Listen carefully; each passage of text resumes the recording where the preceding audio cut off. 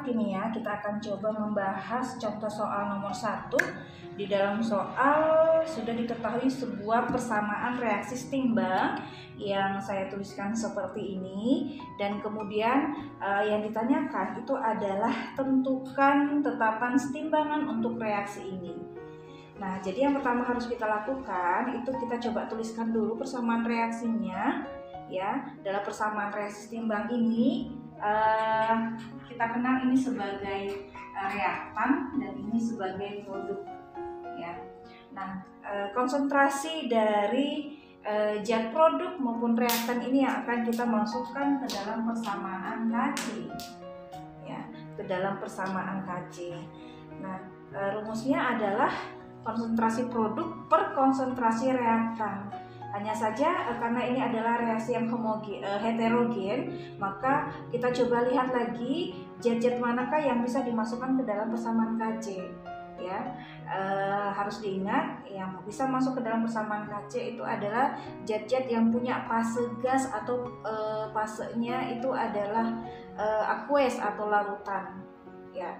Jadi ini untuk zat produknya yang bisa kita masukkan ke dalam persamaan Kc itu adalah yang fasenya gas ya, untuk zat produk. Kemudian untuk zat reaktan adalah ini yang fase gas juga ya, di sini H2O dan di sini H2.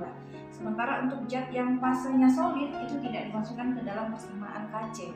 Nah, sehingga kita coba buatkan persamaan Kc-nya, konsentrasi dari H2 dipangkatkan 3 ya, bilangan 3 berasal dari sini, koefisiennya H2 per konsentrasi dari H2O dipangkatkan 3 ya, pangkat 3 berasal dari koefisiennya H2O.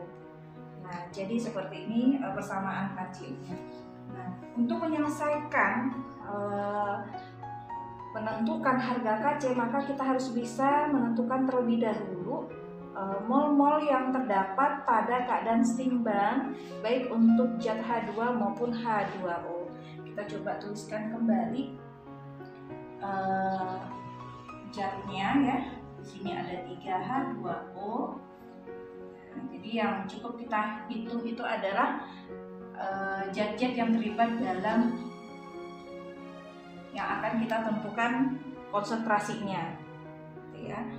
Kemudian kita tentukan ya kondisi mula-mula, kemudian berapa mol zat yang bereaksi dan berapa mol zat yang berada dalam keadaan setimbang. Nah, dari soal diketahui bahwa dalam ruang 20 liter itu terdapat 10 mol uap air. Ini adalah uap air. Jadi sini kita tulis 10 mol. Ya. Dan dari soal juga kita ketahui bahwa setelah kesetimbangan tercapai ternyata terbentuk 2 mol gas hidrogen. Ya, jadi ada 2 mol pada kondisi setimbang ya, ada 2 mol gas hidrogen. Maka kita coba tulis di sini 2 mol gas hidrogen. Nah, maka ada beberapa yang harus kita tentukan di sini ya. Pada kondisi mula-mula sudah diketahui di sini ada 10 mol H2O. Sedangkan pada kondisi mula-mula berapakah mol H2? Ya, berapa mol H2? H2 ini adalah produk. Jadi dalam keadaan mula-mula dia belum terbentuk ya. Jadi masih 0 mol. Nah, jadi yang bisa kita lakukan, yang harus kita lakukan di sini adalah menentukan berapa mol zat yang bereaksi dan berapa mol zat yang berada dalam keadaan setimbang. Nah, apa yang harus kita lakukan pertama kali adalah kita lihat ini, mol ini adalah menjadi mol patokan ya. Di sini terdapat setimbang 2 mol.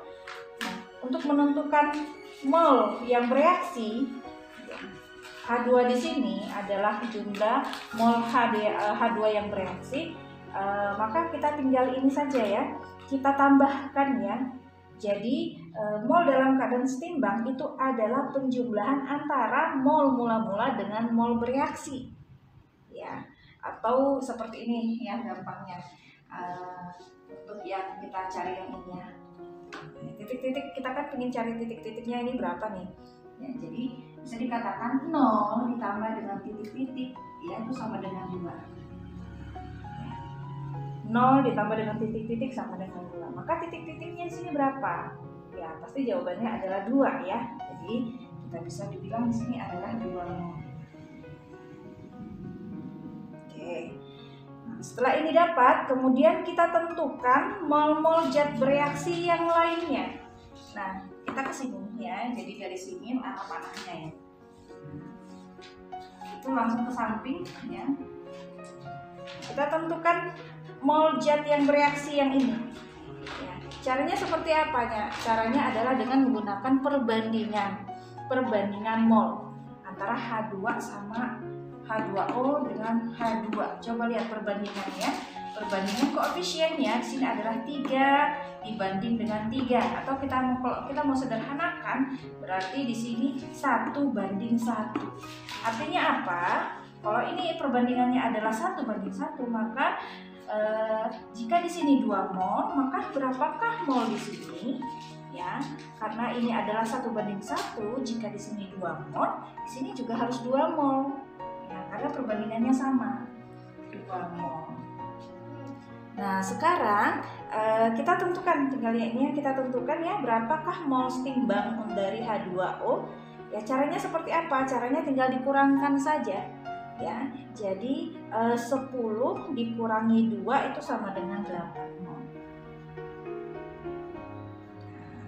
Jadi kita dari proses ini ya, dari langkah ini kita akan bisa menentukan, bisa mengetahui ya, oh ternyata dalam keadaan setimbang itu terdapat 8 mol H2O dan 2 mol H2.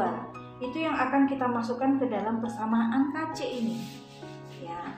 Nah, karena ini masih dalam satuan mol, sedangkan yang diperlukan itu ketika kita memasukkan ke dalam rumus ini adalah berupa konsentrasi, maka kita memerlukan data volume. Ya, data volume sudah ada disiapkan di soal. Di soal diketahui ya, volumenya adalah 20 liter. Jadi langsung aja kita masukkan di sini. Ya.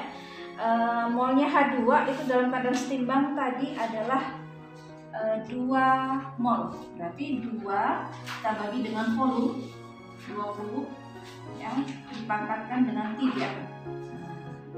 Kemudian untuk H2O-nya berapa mol? Ya, H2O-nya adalah 8 mol.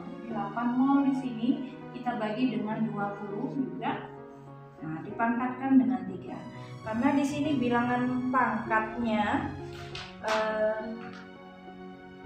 adalah sama ya, jadi kita bisa coret